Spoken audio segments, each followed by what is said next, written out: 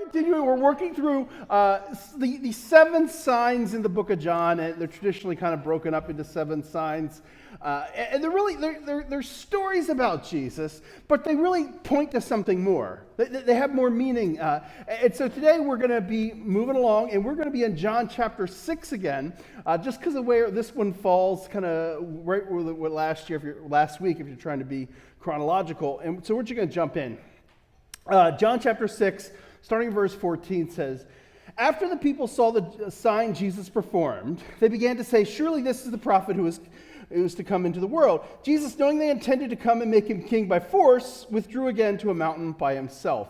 And so the story there is, we were talking about the feeding of the 5,000. Jesus had fed them. And if you feed people, they're happy, right? If you feed me, I am happy. Indian food, Ethiopian food especially, I'm even happier. But, we like food. And when it comes to things like elections, we don't have an election coming up, do we? I should ask, Drew.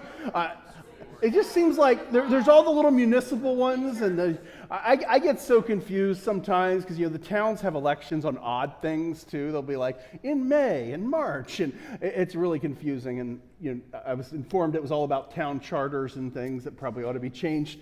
But and apparently a lot of the election schedules are around harvesting and stuff because this used to be anyway.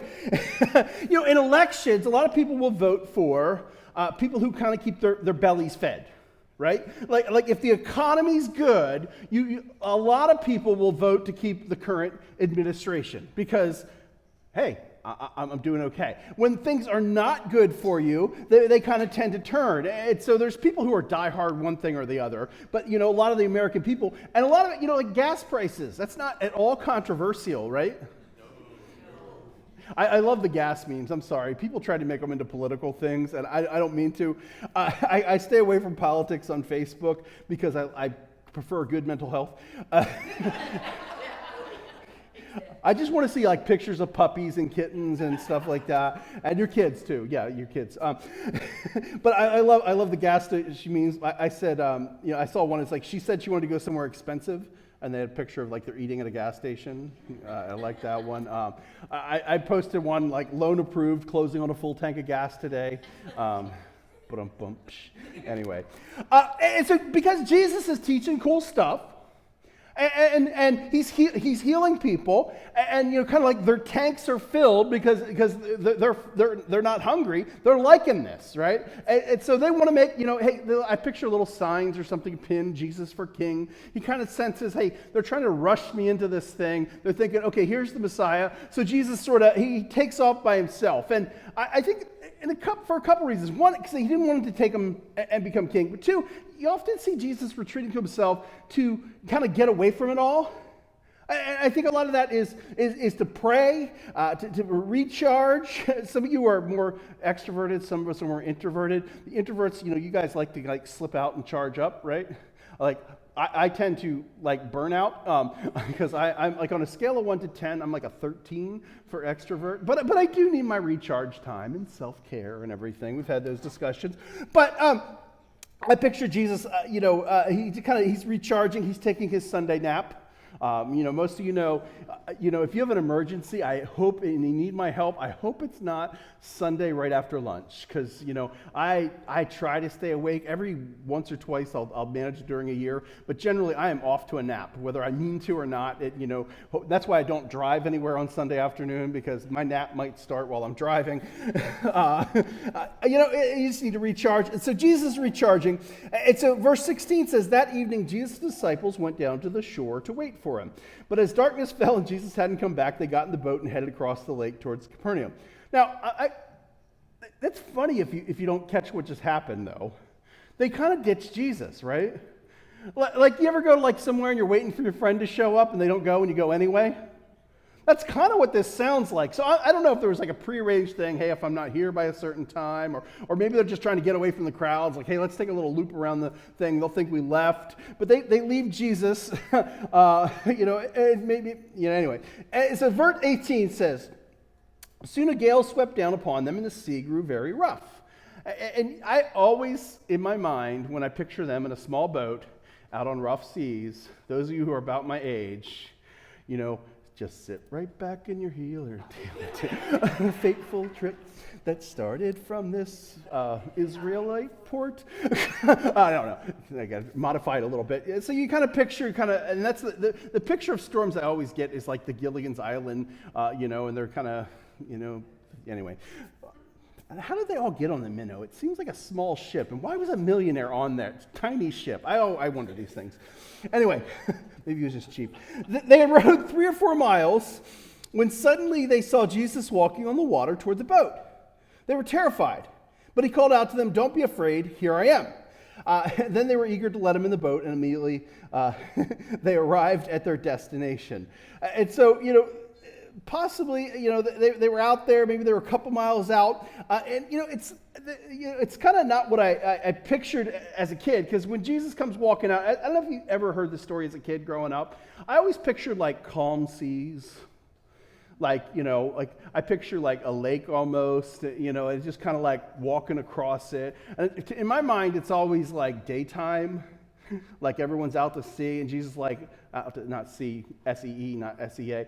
And he just kind of steps out and kind of walks across, and it was to like impress everyone. But Jesus was just like trying to get where he needed to go, right? like he wasn't kind of doing it to show everybody. And it says, they were terrified because we know who Jesus is. And we've heard the story of him walking on water, but this doesn't normally happen. Like imagine you're out, they're out there, there's a big storm, and suddenly there's a dude walking on the water. Like they were terrified. They just thought he was this normal guy. Matthew adds they thought it was a ghost. And it was kind of like, ooh, ah! Like some dude just think out there, they're thinking something crazy. And it's kind of reasonable because Matthew and Mark add that it was about 3 o'clock in the morning. So it's like the middle of the night, or early morning technically. Jesus just kind of shows up in the middle of the storm, and he's just like, hey, how you doing? It's sort of now Matthew expands the story, and I know this is a story that we've touched on before. We hit it before. It's such a great story. And Matthew expands. He talks about Peter. And I love Peter, and one of the reasons I love Peter is you kind of know if Peter's involved, it's going to be really cool and then really bad. Because he says really good things, and then he does something stupid. And I like that. I find it comforting, because sometimes I get it right and I say some really good things, and then I do something really stupid after. And I'm sure some of you know what I mean. Not with me, but yourselves. Maybe you've been that way. So Matthew adds, then Peter called to him, "Lord, if it's really you, tell me to come to you walking on the water." And I always think it's funny, if it's really you. Like, of all the things I could think of for signs that it's really him, like, if it is a ghost, if it's really you, have me come out. Whoop, nope, you sank. It wasn't me. Anyone else think? Okay, just me.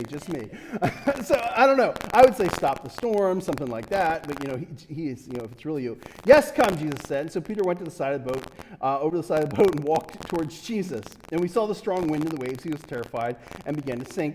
"Save me, Lord," he shouted. And so, and we talk about this because it's often, he gets his eyes off of Jesus. He starts looking at the wind and the waves. And for so many of us in life, when we get our eyes off of Jesus, we start focusing on the circumstances and the things around us, we start to sink. And there's so much there. It says Jesus immediately reached out and grabbed him. "You have so little faith," Jesus said, "why did you doubt me?" When they climbed back into the boat, the wind stopped. Then the disciples worshipped him. "You really are the Son of God," they exclaimed. Now, the story of Peter walking, sinking, and being rescued is a story of faith. And Peter, it really is, he's easy to pick on, right? And I do pick on him sometimes. And when we get to heaven, I don't know if he's going to have a beef against me or something. We got a lot of time because we went there 10,000 years, little him thing there. No, anyone catch that? Okay. Anyway, Peter was sort of impetuous, and he makes some mistakes sometimes, and there's times he's impulsive and he says stupid stuff. He declares he's the Messiah, and then he's like telling Jesus, no, and Jesus is like, "Hey, get behind me, Satan. I like, he's in the garden. We're heading into Easter. Spoiler alert. There's a story. They're coming in. Jesus is praying. He's falling asleep and everything. Then he wakes up, and Jesus is going to be arrested. Peter pulls out a sword and chops off the ear of a dude. His name's Malchus. And chops off his ear, like trying to defend him. And then he denies him right after that. It's like Peter does like kind of good stuff, and then he does kind of dumb stuff, and I like it. And then right after he fails Jesus is risen, and then he preaches this like incredible sermon on Pentecost, if you know the story in the book of Acts. And so Peter he's up and down a little bit, easy to pick on him, but and I've said this before, but he's the only disciple who gets out of the boat, right? The rest of them are just boat potatoes. They're just like sitting, chilling, like, oh, look, Peter's walking on water. But they all stare. And here's the thing. Peter is not defined by his failures, right? Like, I think about, I tend to, because I read and I study and I look at kind of the ways he fails. But when we think of Peter, maybe you do think of his failures, but he's really not defined by his failures. He's defined by his successes. He's the first to proclaim, "You are the Christ, the Son of the living God." He's the one who preaches the big sermon at Pentecost, even though he had denied Jesus during his trial. And so he's impulsive. He fails, but he's not defined by that. Peter failed, but again, he's not defined by that. The truth is, I think a lot of us, we're sort of this mixture of faith and doubt. And you go on the one hand, then you kind of fail. Or a mixture of faithfulness and failure. Because on the one hand, we want to serve Jesus. We do, but then we fail. We mess up. And we often say, we're all a little jacked. And if you don't think you're jacked up, you're probably... Because we all struggle and have sins and failures and problems. But here's it, you are not your failures. 2 Corinthians chapter 5 says it this way, starting in verse 14. Either way, Christ's love controls us. Since we believe that Christ died for all, we also believe that we have all died to our old life. He died for everyone so that those who receive his new life will no longer live for themselves. Instead, they will live for Christ, who died and was raised for them. So we have stopped evaluating others from a human point of view. At one time, we thought of Christ merely from a human point of view. How differently we know him now. Here's the cool verse. This means that anyone who belongs to Christ has become a new person. The old life is gone. A new life has begun.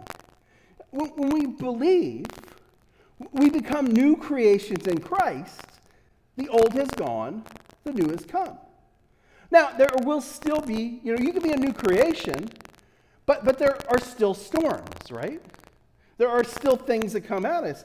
God doesn't always take you out of the storms, but he'll be there.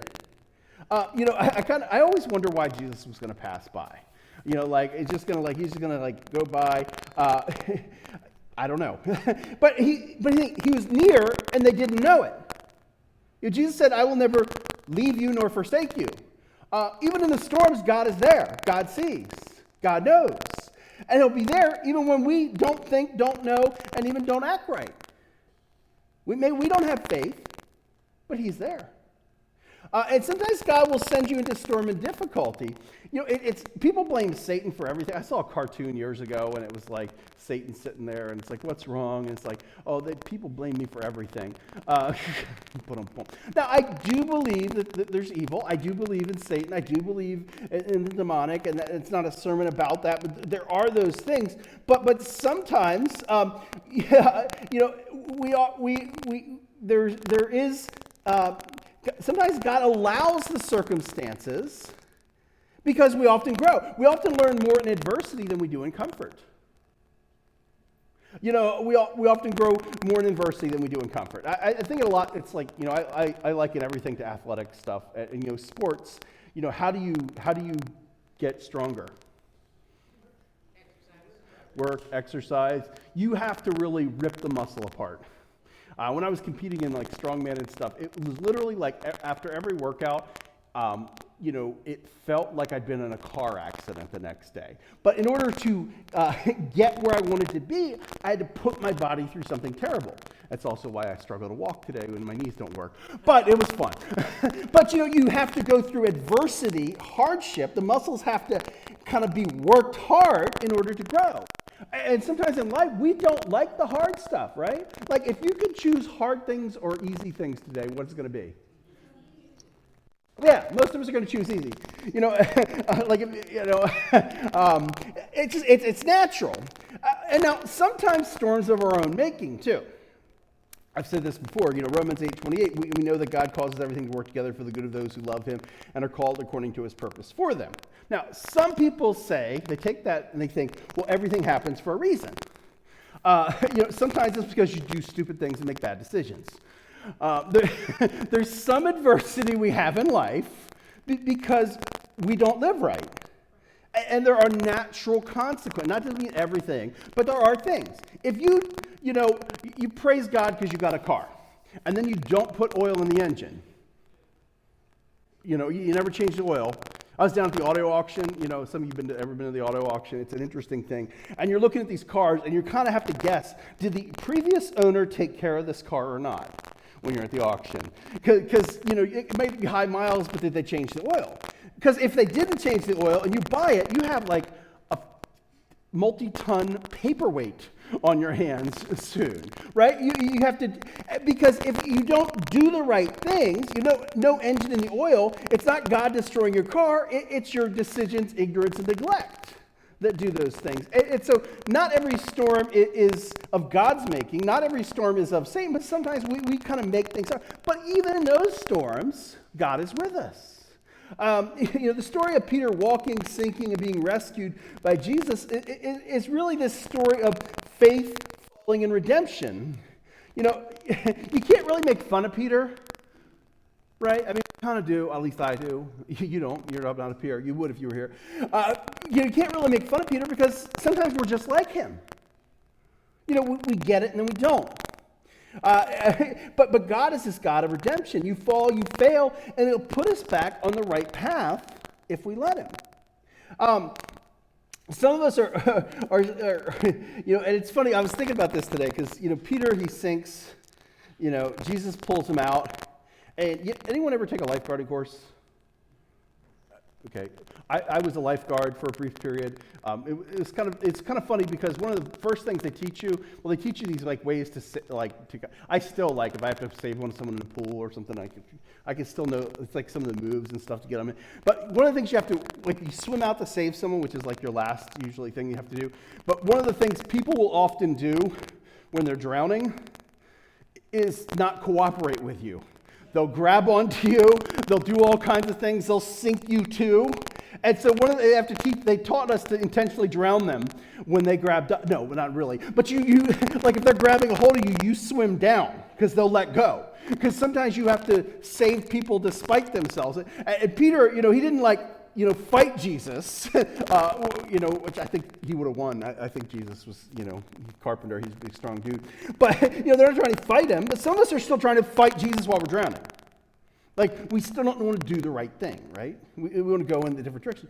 And some of us, because Peter, when he gets back, he doesn't jump back out of the boat, right? They don't record that anyway. Some of us, it's we get back in the boat, Jesus, and then we jump out again. But, fortunately, Jesus is gracious. He would still, reach in there and grab us. But it's we live in a way that's contrary to what God wants. The storms come, Jesus saves us, and then we jump back out. But either way, God is gracious, with our, there's faith, there's falling, and then ultimately there's redemption.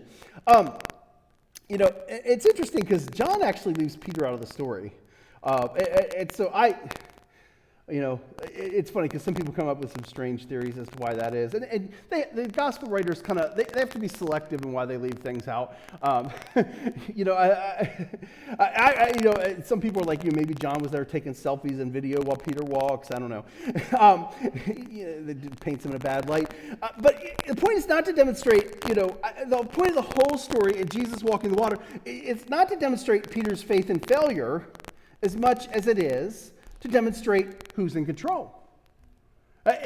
The signs point to something bigger. Jesus is in control of everything. He's control over nature. He's God. He's control over circumstances. He's control because, he is so much more than us. Ultimately, and we've talked about this, he is God incarnate. He is God in flesh. And it's interesting because if Jesus' response when they're scared, you may have missed this, Jesus replied, don't be afraid, I am here. Anyone catch that? This is one of those interesting things. I don't like to always talk about the Greek text, but I can't help it because, I'm usually studying it. And the New Testament is originally written in Greek, and there's some interesting things. And the Hebrew Bible, the Old Testament, I often call it Hebrew Bible because it's written in Hebrew. And sometimes I like to call it the Old Testament because that feels like it's not valid anymore, or, we think of old things as bad. But anyway, the Hebrew Bible is written in Hebrew. And so there's these little things sometimes that you wouldn't catch in an English translation, but really this is don't be afraid, I am here. It's ego eimi, which of course we all know is Greek for I am. No one else, okay. But it really reflects the I am. And if you were to go back to Exodus 3, 13, and 15, it says, but Moses protested, if I go to the people of Israel and tell them the God of your ancestors sent me, they'll ask, what is his name? Then what should I tell them? So God is calling Moses. There's this burning bush, all kinds of stuff. He's like, who do I say sent me? We kind of haven't seen you in a while. I'm not sure what God this is. What should I say? And God replied to Moses, I am who I am. Which sounds a little like Popeye. But it's, I am.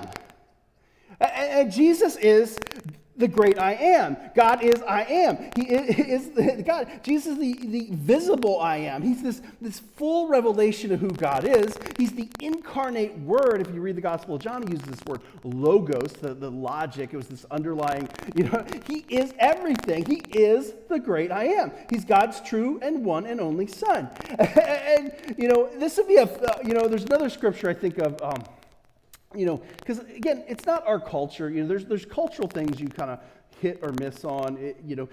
When I travel to other countries, it's interesting trying to preach in another country because I can't make a Gilligan's Island reference because I don't know if there's any Amharic versions of that. I don't know if they watched a lot of it in Ethiopia or did they watch it in any other island.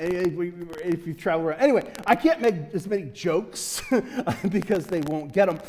But there's kind of cultural things, and I think one of the scriptures that may have been something familiar to the guys in the boat would have been Job 9:8.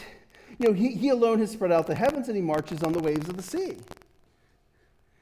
And so I think they would see immediately Jesus walking in water. That's a different thing. It's showing who he is, and Jesus above all things. He is God. This is again revealing who he is through these signs. And perhaps John doesn't tell us the story of Peter because it distracts from the real point. It's easy to focus on Peter's failure and ultimately miss who Jesus is.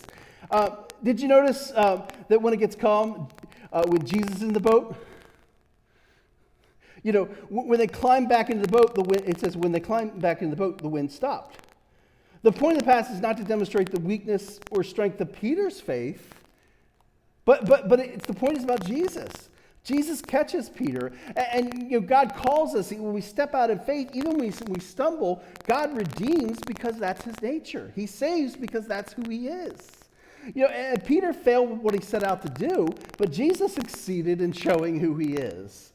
He is the God who controls the wind and the waves. He is the God who redeems. Let us remember that this Easter season.